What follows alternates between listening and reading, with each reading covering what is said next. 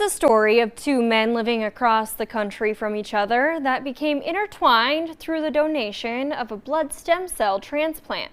One signed up to be a donor, and a decade later, the other was a match after he was diagnosed with cancer. KX News' Kiara Brown shares the story that seems like it's straight out of a Hallmark movie.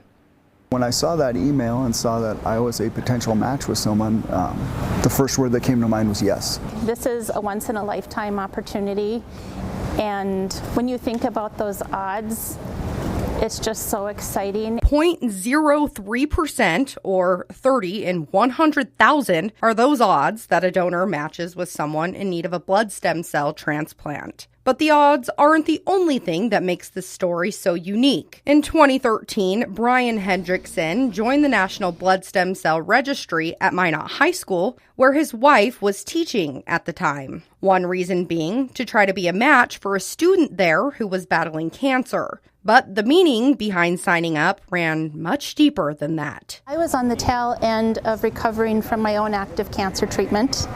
I had done 30 rounds of chemo, 36 rounds of radiation, and 2 major surgeries at Mayo. But the phone never rang for Brian to donate.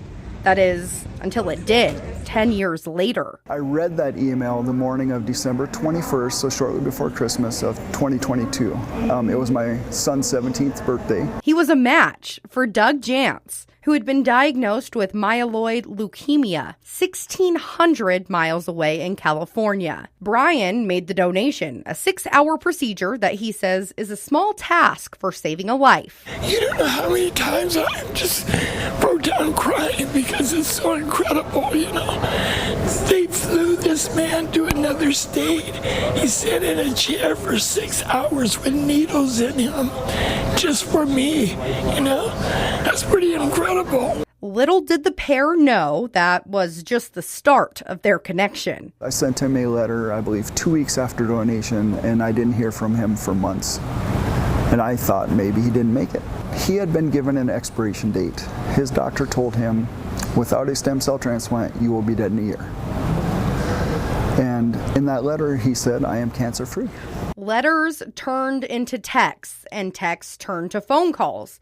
And those phone calls eventually turned to a face-to-face meeting, which all came to a head at the Minot airport. I've been sharing with everybody, all my friends, family, and neighbors, and even people that I would meet at a store knew I was coming today. It was so exciting. It was a key moment in a full circle journey that all started with the selfless act of wanting to save a life. How does that happen, right? It's like God had divine intervention, and for Brian, it was really what he has expressed to me is his way of giving back because the community gave so much to me. In Minot, Kiara Brown, KX News.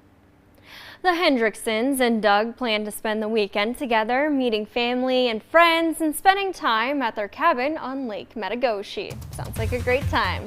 Coming up next in sports, we have highlights on the baseball